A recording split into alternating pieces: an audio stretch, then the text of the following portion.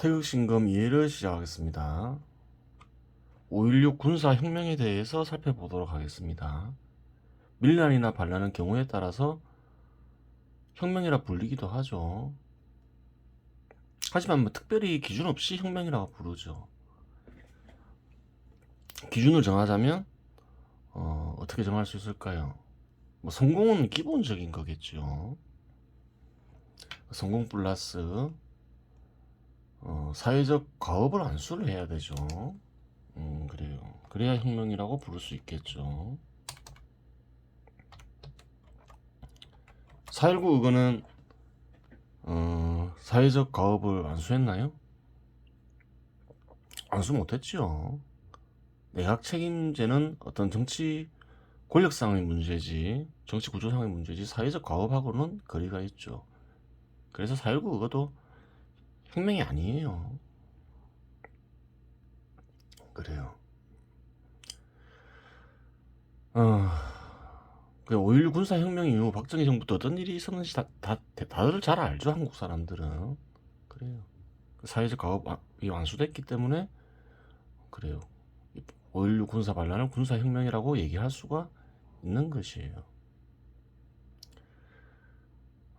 혁명이라고 해도 기리면 안 되겠죠. 밀란이나 반란은 기리면 좋지 않아요. 설사 혁명이라 하더라도 기리는 일은 좋지 않아요. 왜 그런가요? 예전에 얘기했죠. 밀란이나 반란은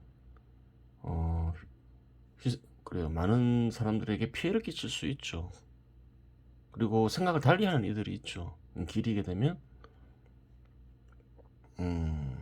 그래요.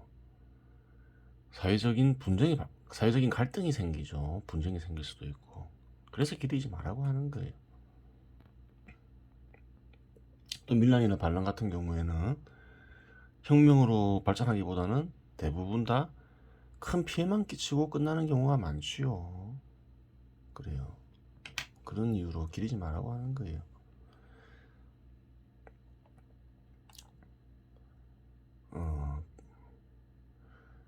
1960년대 사회적 가업은 무엇인가?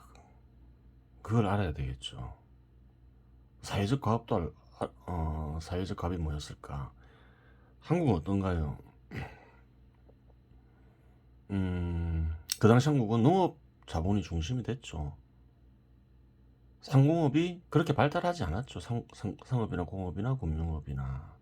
상업이나 공업이나 금융업이 발달하면 기본적으로 그래요. 화폐가 널리 사용되는데 1945년까지만 해도 그렇게 크게 발전하지 않았음을 알 수가 있어요.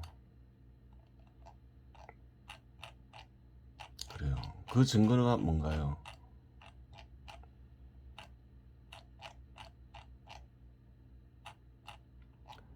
(1945년) 그 농지개혁을 할 때 보면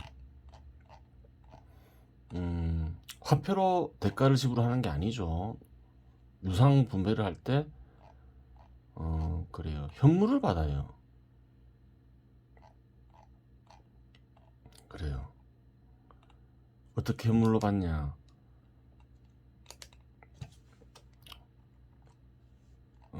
수확물의 30%를 5년간 지불하죠. 화폐로 지급을 안 하죠. 지불을 안 하죠. 그런 그 말은 상업이나 공업이 크게 발전하지 않았음을 알 수가 있어요. 그래요.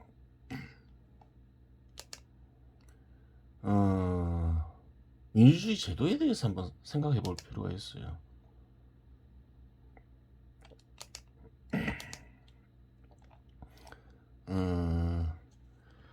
자연적으로는 어떤가요? 자연적으로 민주주의 제도는 어떻게 도입이 되나요? 상업, 공업, 금융업 같은 자본이 성장을 하죠. 그래요. 농업 자본의 지배자는 귀족이나 왕들이죠. 상업이나 공업이나 금융업에 종사하는 이들이 세력을 형성해서 농업 자본과 투쟁을 하죠. 그러면서 신분제도가 철폐되고 민주주의 제도가 도입이 되는 거예요. 그런데 한국은 그렇지가 않죠. 농업 자본이 중심에 있는 상태에서 민주주의 제도부터 도입을 한 거죠. 그래요. 정부에 의해서 인위적으로 도입이 된 거예요. 항상 불안할 수밖에 없겠죠. 그래요. 1960년대 사회적 가업은 농업 자본 중심 국가가 지닌 한계를 극복하는 것이다. 그것은 공업 자본, 상업 자본, 뭐 금융 자본 이런 타 자본들을 키우는 것이겠죠. 그것을 성공했기에 사회적 가업을 완수했다고 하는 거예요. 그래서 그런 이유로 5.16 군사 반란을 군사혁명이라고 얘기하는 거예요. 그래요. 군사혁명은 어떻게 전개되느냐 한번 살펴봐야 되겠죠. 박정희 소장, 소장은 군대 계급에서 별 2개죠. 그래요. 제2군부 사령관이었죠. 박정희 소장 주도로 1961년 5월 15일 저녁부터 1961년 5월 18일 정오 무렵까지 서울, 부산, 대전, 광주, 김포, 인천, 포천 등에서 군사반란 행위가 발생했다. 그러면서 정권을 잡죠. 성공을 하죠. 참여 단체 군대가 많아요. 공수특전단 1000여 명, 해병대 제1여단 1300여 명, 육광구 사령부 소속 병력 1700명, 제6군단 포병단 5개 대대 3000여 명, 5사단 제5사단 사단장 최면신 중장이 있고 서울 진주, 제12사단 사단장 박춘신 준장과 부사단장 및 작전 참모가 이끌고 춘천 진주, 제34단 부사단장 작전 참모 헌병부장이 사단 이끌고 서울 진주, 제33사단 작전 참모 연대장 등이 이끌고 서울 진주. 그래요. 제2군을 비롯한 지방에 있던 여러 장교들이 수천 명에 이르렀다. 그래요. 많은 군인들이 참여했으면 알 수 있죠.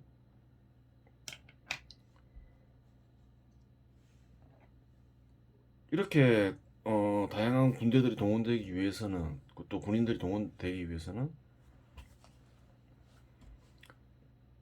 포섭을 해야 될 거 아니에요. 긴 시간이 필요하겠죠. 그래요. 장면 내가 이게 몰랐느냐? 몰랐다면 이상한 거죠. 어느 정도 눈치를 챘겠죠. 불가항력이었겠죠.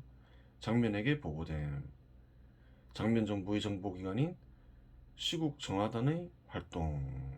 시국 정화단이 장면 정부의 정보기관인데 시국 정화단이 활동하면서 첩보를 제공해요. 그 장면도 어느 정도 알았어요. 그래요. 그런데 상당히 늦게 알았음을 알 수가 있죠. 제대로 인식한 거는 그전에도 좀 알았겠지만 시국 정화단의 활동을 통해서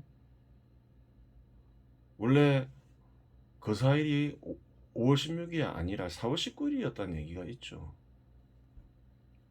4.19 의거가 있었던 날이죠. 그 전에 그때도 그래요. 대규모 시위가 발생할 가능성이 컸죠. 4.19를 기린다면서. 그런데 시국 정화단이 무마했다는 말이 있어요. 시위를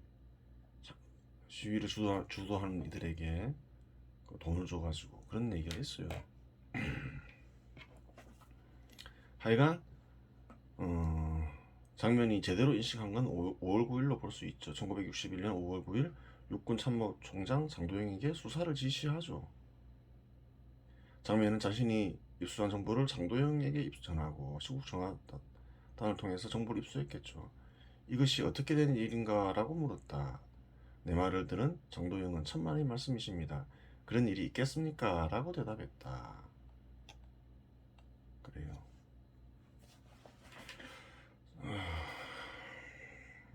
그래. 장도영도 어느 정도 참여했음을 짐작할 수가 있죠.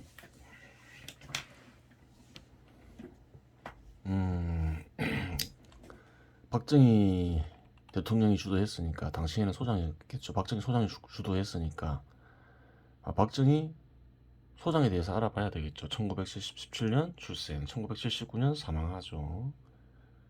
그래요.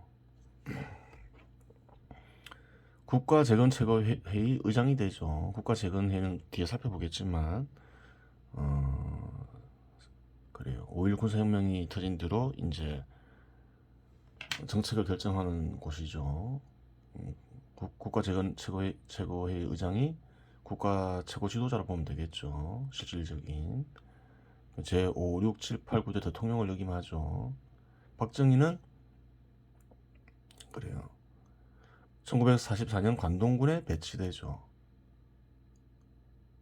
그리고 일본이 패망한 뒤로는 광복군에도 광복군 소속으로도 일해요. 어떻게 일본군에 있으면서 광동군에서 일할 수도 있냐, 이런 얘기 할 수가 있잖아요. 그때 이제 김구 중심의 한국 독립당은 어떤 방침이 있었냐면 세력 확장을 위해 일본군 출신 조선인들을 광복군에 적극 편입한다, 이런 계획이 있었어요. 군인이 많이 필요한데 장교 출신이 필요하잖아요. 군대를 키우기 위해서는 군대를 운영할 줄 알아야 될 거 아니에요. 그런 이유가 있었던 거예요.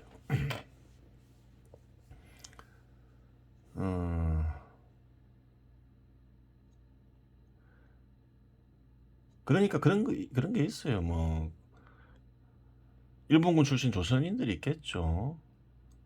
자기 공직을 수행하기 위해서는 또 독립군과도 싸울 수 있겠죠. 뭐 그런 건 뭐 어쩔 수 없는 거 없다고 본 것이겠죠.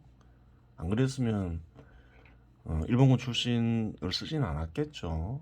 그런 건 사실 이제 지금 보면 막 말들이 많지만 당시 사람들은 그렇게 중요하게 생각을 안 했어요. 그러한 문제들에 대해서 이것을 보면 알 수가 있는 거죠. 그래요. 박정희는 또 어떤 인물이었냐?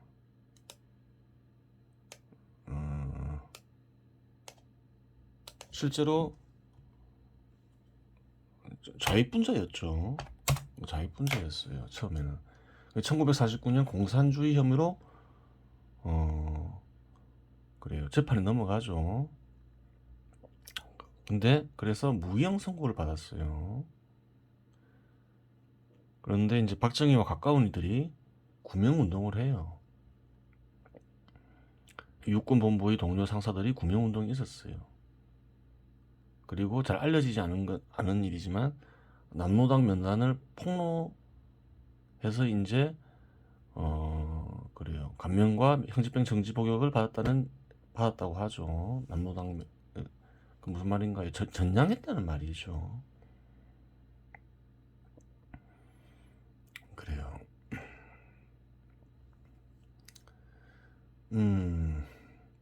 그런데 이제 6.25 전쟁이 일어난 뒤 현역으로 복직하죠.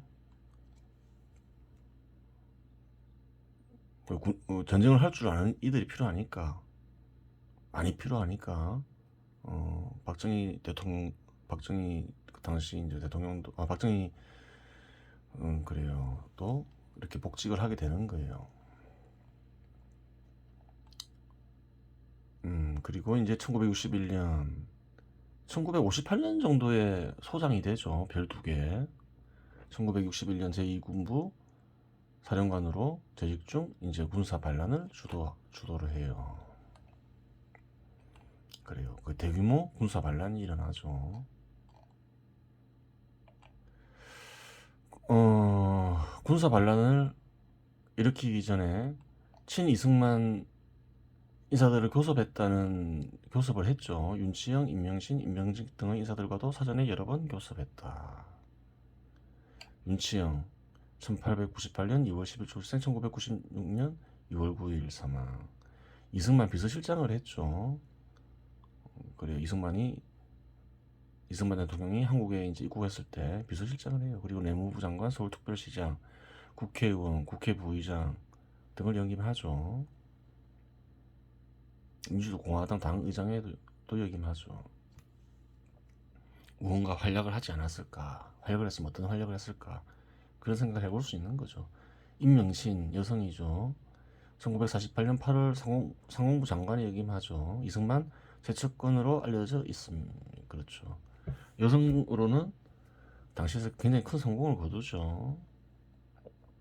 임병직 1893년 출생, 1976년 사망. 대한민국 임시정부 구미위원회에서 이승만의 비서로 활동.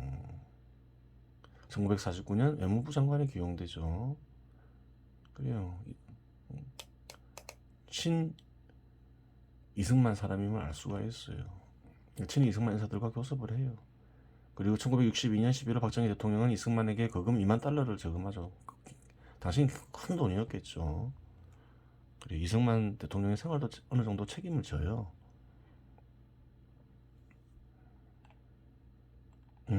그래요.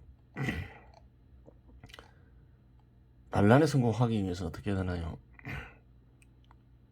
정부를 접수를 해야 되겠죠. 당시 실권은 장면 내각이 있었죠. 장면 그리고 정부를 접수해야 되는데 진짜 장면이 대응을 봐야 되겠죠. 일단 장면은 군사 반란이 일어났다 하니까 미국 대사관에 피신을 시도하죠. 근데 직원이 없어서 문을 못 열어줬다 하죠. 새벽이었다 하죠. 새벽 4시 정도에. 미국 대사관 피신의 시도가 실패로 돌아가요. 그래서 두 번째 조치를 취하죠. 카르메스 돈으로 피신을 하죠. 그리고 미국의 반란 진압을 요청을 해요. 그래요. 초기 이제 미 8군 사령관 C.B. 맥그루더는 반란에 부정적이었죠. 또 야전 사령관 이하님 등이 홍사 반란을 반대를 했어요. 하지만 미 정부가 신속하게 지지하죠. 미국 정부는 기본적으로 특별한 이유가 아니면 국내 일에 간섭하지 않죠. 잘 간섭하지 않아요. 특별히 간섭을 한다면 뭐 공산주의가 혁명이 일어나면서 미국의 이익을 침해했을 때 그런 경우에 그래요. 타국의 국내 일에 간섭을 하지 어지간하면 잘 간섭을 안 해요. 그래요. 이전에 한번 살펴봤지만 칠레에서는 간섭을 했죠. 1970년대 아엔데 정부가 공산주의 그 좌익 세력이 정권을 잡고 이제 미국 기업들 재산을 몰수할 때 이제 개입을 하지만 어지간해서는 잘 개입 안 하겠죠. 타국의 국내 일에 대해서. 미국이 지지한 데는 또 뭔가 이유가 있겠죠. 박정희가 미국과 접촉을 했겠죠. 그러면서 그래요. 미국을 설득을 했겠죠. 그래, 그런 부분이 있어요. 처음에 좀 반대했던 것도 미군이 반대했던 이유가 있는 거예요. 그 박정희 대통령이 과거에 그 좌익 경력이 있어서 전향했다고 하지만 의심을 했던 것이겠지요. 그런 흔적은 나와 있죠. 그래요.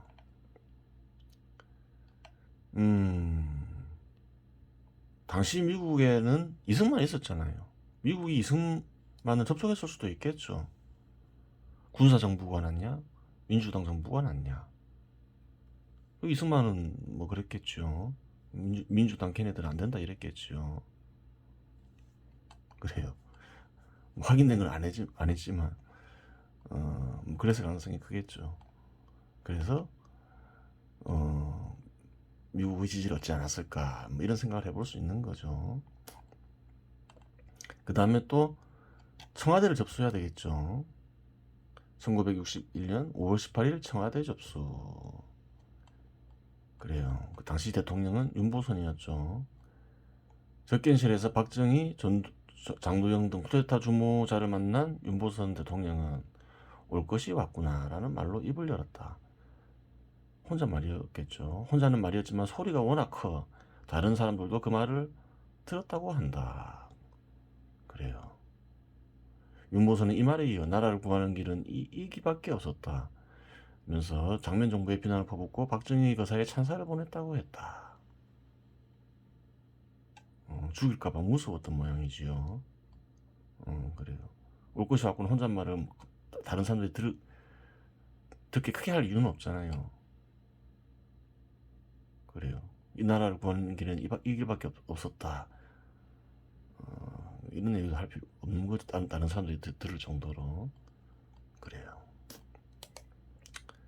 아니면 또 본인도 뭐 너무 그 사회가 안 돌아가니까 엉망진창이 되니까 실제로 그렇게 생각을 했을 수 있게 생각을 했겠죠. 생각을 하고 또 죽기도 싫고 이러니까 뭐 그런 말을 했다고 봐야 되겠죠. 그래요. 그리고 이제 정권을 장악하기 위한 어떤 제도적인 조치를 취하겠죠. 1961년 5월 16일 혁명위원회 포고 제4호 뭔가요? 민의원 참여연 및 지방의원 등 대의원 헌법기관 해산, 쉽게 말해서 국회를 해산시키죠. 5월 22일 국가재건최고회의 포고 제6호 정당 및 사회단체는 해산, 정치활동을 금지하죠. 그래요. 그러면서 5.16 군사 반란은 성공을 해요. 정권을 잡는데. 그래요. 이번 시간은 여기서 마치겠습니다.